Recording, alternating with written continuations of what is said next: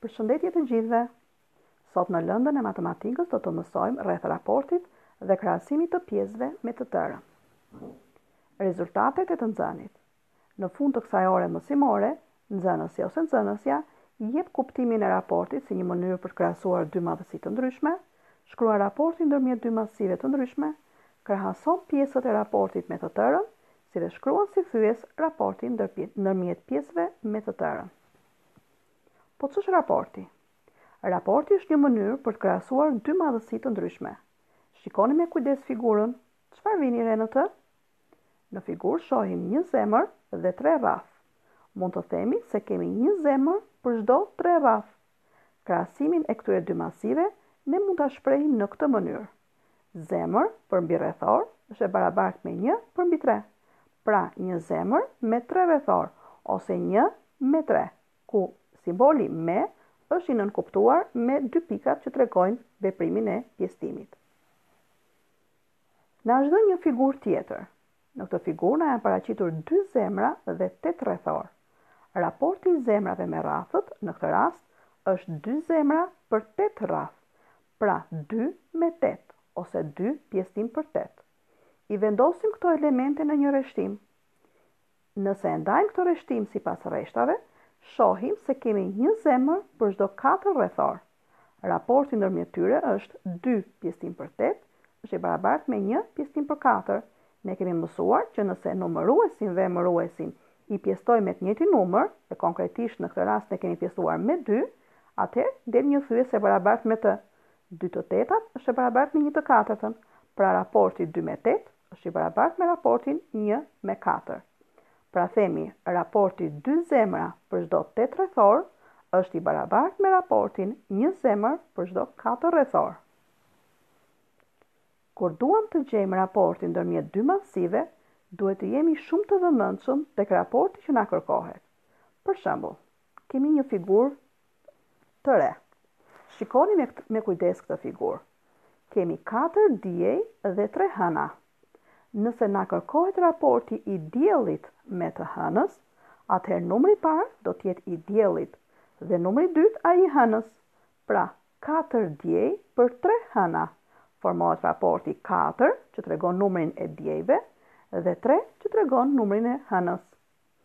Nëse kërkohet raporti i hënës me të diellit, atëherë numri i parë do të jetë i hënës dhe numri i dytë ai i diellit. Pra 3 hëna për 4 diej. Formohet raporti 3 me 4. 3-shi tregon numrin e hënave dhe 4 tregon numrin e diejve. Po kur duam të krahasojmë një pjesë me të tërën, si do të veprojmë? Shikoni me kujdes figurën. Në të kam paraqitur disa figura gjeometrike. Përpara se të krahasojmë secilën figurë me të tërën, numërojmë se sa figura janë gjithsej. Në të gjithë bashkësinë kemi gjithsej 20 figura. Duam të gjejmë raportin e katrorëve me të tërën. Shohim se kemi 4 katror. Raporti që na formohet është 4 me 20. Tregon që numri 4 është numri i katrorëve, ndërsa 20 është numri i të gjitha figurave gjeometrike.